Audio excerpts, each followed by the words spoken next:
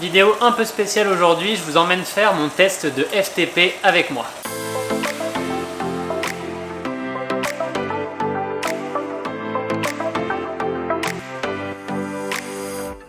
Je vous avais dit que j'allais vous emmener dans mon entraînement, vous alliez voir tout ce qui a rapport à ma progression en triathlon.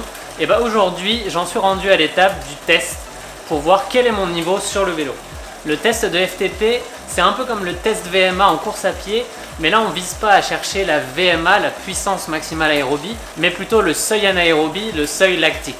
Et en vélo, on appelle ça le FTP, le Functional Threshold Power. Le test que je vais utiliser pour ça, ça s'appelle le CP20, c'est-à-dire qu'on fait 20 minutes au maximum de ce qu'on peut. À la fin, on doit finir torchon de chiffon, carpette, on tombe du vélo, on n'est plus capable de rien faire. Et là, ça me fait rire, mais je suis sûr qu'au bout de simplement 10 minutes du test, je rirai plus du tout. Il me restera encore 10 minutes à faire et je serai totalement dans le rouge.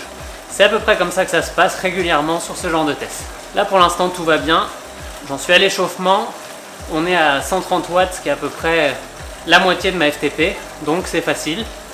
Mais dans une vingtaine de minutes, quand ça sera terminé, il faudra passer à 105% à peu près, donc j'espère autour de 265-270 watts, même si j'ai aucune certitude là-dessus. Ça se trouve, je vais totalement m'écrouler, on verra ça tout à l'heure. Mais le but dans tous les cas, c'est de se donner à fond. Je dois dire que je suis quand même pas très confiant en fait. Je suis pas un spécialiste du home trainer du tout.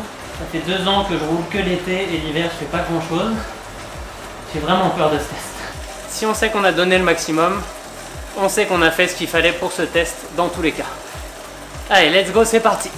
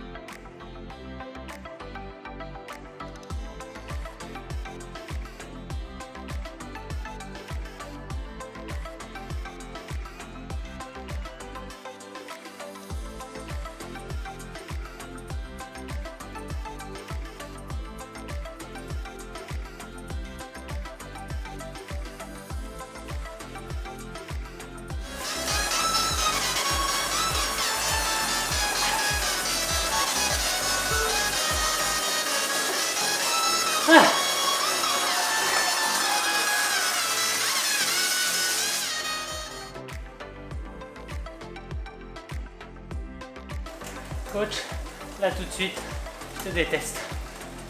C'est vraiment comme je l'avais imaginé ce test. C'est vraiment brutal. Le premier 5 minutes est assez facile, entre guillemets.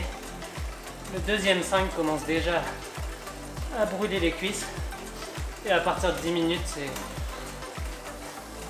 c'est combat jusqu'au bout. J'ai aucune idée du résultat final pour l'instant.